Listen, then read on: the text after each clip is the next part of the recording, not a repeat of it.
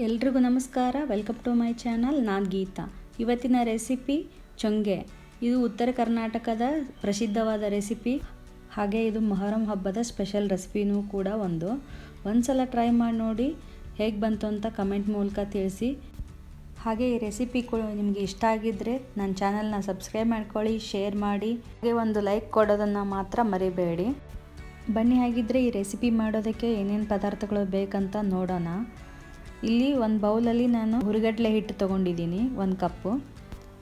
ಹಾಗೆ 1 ಕಪ್ಪಿನಗಿಂತ ಕಡಿಮೆ ಬೆಲ್ಲ ತೊಗೊಂಡಿದ್ದೀನಿ. ನೆಕ್ಸ್ಟ್ ಗಸಗಸೆ ಸ್ವಲ್ಪ ಹುರಿದಿಟ್ಕೊಂಡಿದ್ದೀನಿ.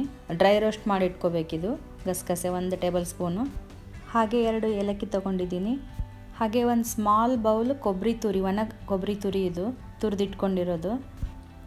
ಬನ್ನಿ, ಹಾಗಿದ್ರೆ ಇದನ್ನೆಲ್ಲ ಸೇರಿಸ್ಕೊಂಡು ಇವಾಗ ಚೊಂಗೆ ಮಾಡೋದಕ್ಕಿಂತ ಮುಂಚೆ ಒಂದು ಸೂಸ್ಲ ಮಾಡ್ಕೋಬೇಕು ನಾವಿವಾಗ. ಇದನ್ನೆಲ್ಲ ಪದಾರ್ಥ ಸೇರಿಸ್ಕೊಂಡು ಈಗ ಕಡಲೆ ಹಿಟ್ಟು ಹಾಕೋತಾ ಇದ್ದೀನಿ ಮಿಕ್ಸಿ ಜಾರ್ಗೆ. ಬೆಲ್ಲ ಹಾಗೆ ಏಲಕ್ಕಿ ಸುಲಿದಿಟ್ಕೊಂಡು ಅದನ್ನು ಹಾಕೋತಾ ಇದ್ದೀನಿ. ಹಾಕಿಟ್ಕೊಂಡು ಇದನ್ನು ಮಿಕ್ಸಿ ಮಾಡ್ಕೋಬೇಕು, ಸಣ್ಣಗೆ ಪೌಡ್ರ್ ಮಾಡ್ಕೋಬೇಕು. ಈ ಥರ ಪೌಡ್ರ್ ಮಾಡಿಕೊಂಡು ಒಂದು ಬೌಲಲ್ಲಿ ಟ್ರಾನ್ಸ್ಫರ್ ಮಾಡ್ಕೊಳ್ಳೋಣ. ಅದಕ್ಕೆ ಕೊಬ್ಬರಿ ತುರಿನ ಆ್ಯಡ್ ಮಾಡ್ಕೋಬೇಕು.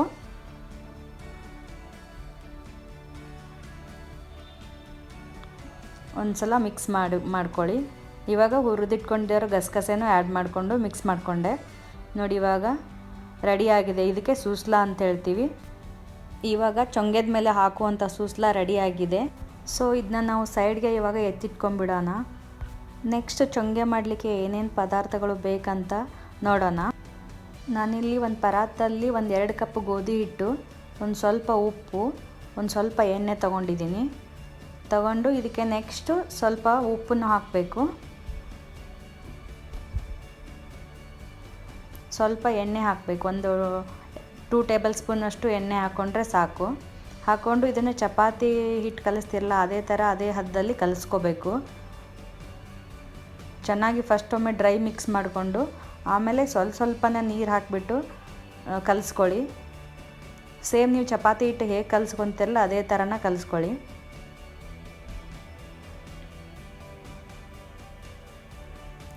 ಕಲಿಸ್ಕೊಂಬಿಟ್ಟು ಇದನ್ನು ಮೇಲೆ ಇದಕ್ಕೆ ಸ್ವಲ್ಪ ಎಣ್ಣೆ ಹಾಕಿ ಸವರ್ಬಿಟ್ಟು ಒಂದು ಅರ್ಧ ಗಂಟೆ ಮಿನಿಮಮ್ ನೆನೆಲಿಕ್ಕೆ ಬಿಟ್ಟರೆ ಚೆನ್ನಾಗಿರುತ್ತೆ. ಇವಾಗ ನಾನು ಇದಕ್ಕೆ ಒಂದು ಬೌಲ್ನ ಮುಚ್ಚಿ ಅರ್ಧ ಗಂಟೆ ರೆಸ್ಟ್ ಮಾಡೋಕ್ಕೆ ಇಡ್ತೀನಿ. ಇವಾಗ ಅರ್ಧ ಗಂಟೆ ಆಗಿದೆ. ಇವಾಗ ನೋಡೋಣ. ನೋಡಿ, ಇವಾಗ ಇಷ್ಟು ಸಾಫ್ಟಾಗಿ ನೆಂದಿದೆ. ಇಷ್ಟಿದ್ರೆ ಸಾಕು. ಇದನ್ನು ಇವಾಗ ಚೊಂಗೆ ಮಾಡಲಿಕ್ಕೆ ಈ ಥರ ಚೊಂಗೆದ ಮಣೆ ಅಂತ ಸಿಗುತ್ತೆ. ನಮ್ಮ ಉತ್ತರ ಕರ್ನಾಟಕದ ಕಡೆ ಎಲ್ಲ ಈ ಥರ ಸಿಗುತ್ತೆ.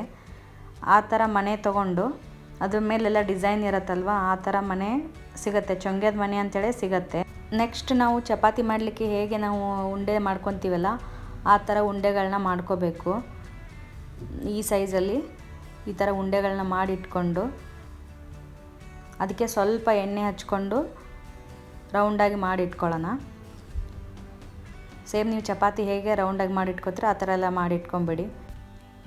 ಇವಾಗ ನಾವು ಚೊಂಗೆದ ಮನೆಗೆ ಚೆನ್ನಾಗಿ ಎಣ್ಣೆ ಸವರ್ಕೋಬೇಕು.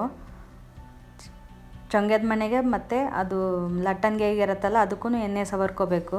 ಸವರ್ಕೊಂಡು ಈ ಥರ ನಾನು ಹೆಂಗೆ ವಿಡಿಯೋದಲ್ಲಿ ತೋರಿಸ್ತಾ ಇದ್ದೇನಲ್ಲ ಅದೇ ಥರನ ಎಣ್ಣೆ ಹಚ್ಕೊಂಡ್ಬಿಟ್ಟು ಚಪಾತಿ ಥರನೇ ಅದ್ರ ಮೇಲೆ ಲಟ್ಟಿಸ್ಬೇಕು. ನೋಡಿ, ಈ ಥರ ಲಟ್ಟಿಸ್ಕೊಂಡು ಸ್ವಲ್ಪ ಇದು ಚಪಾತಿಗಿಂತ ತಿಕ್ಕಾಗಿರುತ್ತೆ. ಚಿಕ್ಕದಾಗಿರುತ್ತೆ, ಬಟ್ ಚಪಾತಿಗಿಂತ ಸ್ವಲ್ಪ ತಿಕ್ಕಾಗಿ ಬರುತ್ತೆ. ಈ ಥರ ಲಟ್ಟಿಸ್ಕೋಬೇಕು. ಇದೇ ಥರನೇ ನಾನು ಎಷ್ಟು ಬೇಕೋ ಅಷ್ಟು ಚೊಂಗೆಗಳನ್ನ ಒಂದೇ ಟೈಮ್ಗೆ ಲಟ್ಟಿಸ್ಕೊಂಡು ಎತ್ತಿಟ್ಕೊಳ್ತಾ ಇದ್ದೀನಿ. ನೆಕ್ಸ್ಟ್ ಪ್ರತಿಯೊಂದು ಚೊಂಗೆನೂ ಲಟ್ಟಿಸ್ಬೇಕಾದ್ರೆ ಸ್ವಲ್ಪ ಎಣ್ಣೆ ಹಚ್ಕೊಂಡು ಮಣೆಗೆ ಮತ್ತು ಲಟ್ಟಣಿಗೆಗೆ ಎಣ್ಣೆ ಹಚ್ಕೊಂಡೇ ಲಟ್ಟಿಸ್ಕೋಬೇಕು. ಎಣ್ಣೆ ಹಚ್ಕೊಳ್ಳದೆ ಹೋದರೆ ಅಂಟ್ಕೊಂಡ್ಬಿಡತ್ತೆ. ಸೊ ಹಾಗಾಗಿ ಎಣ್ಣೆ ಹಚ್ಕೊಂಡೇ ಲಟ್ಟಿಸ್ಕೊಂಡು ಎತ್ತಿಟ್ಕೋಬೇಕು.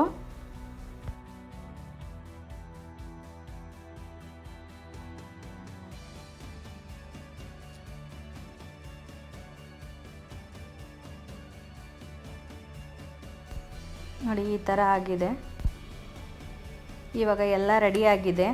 ಇವಾಗ ಒಂದು ಸ್ಟವ್ ಹಚ್ಬಿಟ್ಟು ಕಬ್ಬಿಣದ ಹಂಚನ್ನು ಇಟ್ಕೋಬೇಕು. ಇಟ್ಕೊಂಡು ಅದಕ್ಕೆ ಸ್ವಲ್ಪ ಎಣ್ಣೆನ ಹಾಕಿಬಿಟ್ಟು ಚೆನ್ನಾಗಿ ಹಂಚು ಕಾದ್ಮೇಲೆ ಚೊಂಗೆನ ಹಾಕಿಬಿಟ್ಟು ಚಪಾತಿ ನೀವು ಹೇಗೆ ಬೇಯಿಸ್ಕೊತಿರಲ್ಲ ಅದೇ ಥರನ ಸ್ವಲ್ಪ ಮೇಲೇನು ಎಣ್ಣೆ ಹಾಕಿಬಿಟ್ಟು ಬೇಯಿಸ್ಕೋಬೇಕು. ಬಟ್ ಬೇಯಿಸ್ಕೋಬೇಕಾದ್ರೆ ಸ್ವಲ್ಪ ಚೆನ್ನಾಗಿ ಒತ್ತಿ ಬೇಯಿಸ್ಕೊಳ್ಳಿ. ಸ್ವಲ್ಪ ತಿಕ್ಕಾಗಿರುತ್ತಲ್ವ, ಚೆನ್ನಾಗಿ ಬೇಯಿಸ್ಕೊಳ್ಳಿ. ನೋಡಿ ಈ ಥರ ಎರಡೂ ಕಡೆ ಚೆನ್ನಾಗಿ ಬೇಯಿಸ್ಕೊಂಡಾದ್ಮೇಲೆ ಒಂದು ಪ್ಲೇಟಿಗೆ ಇಟ್ಕೊಂಬಿಟ್ಟು ಆವಾಗಲೇ ರೆಡಿ ಮಾಡಿ ಇಟ್ಕೊಂಡಿದ್ವಲ್ಲ ಬೆಲ್ಲ ಮತ್ತು ಕಡಲೆ ಪುಡಿ ಹಾಕಿಬಿಟ್ಟು ಸೂಸ್ಲ ಮಾಡಿಟ್ಟಿದ್ವಲ್ಲ ಅದನ್ನೇ ಇದೇ ಥರ ಮೇಲೆ ಹಾಕಬೇಕು. ನೋಡಿ ನಾನು ಹೇಗೆ ತೋರಿಸ್ತಾ ಇದ್ದೀನಲ್ಲ ಅದೇ ಥರ ಮೇಲೆಲ್ಲ ಹಾಕಬೇಕು.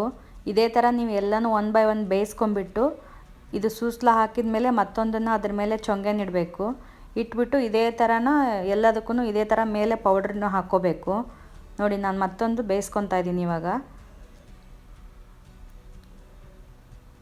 ಇದೇ ಥರ ಒನ್ ಬೈ ಒನ್ ಬೇಯಿಸ್ಕೊಂಬಿಟ್ಟು ಆವಾಗ ಏನು ಪೌಡ್ರ್ ಹಾಕಿದ್ವಲ್ಲ ಅದ್ರ ಮೇಲೇ ಇಡಬೇಕಿದನ್ನು.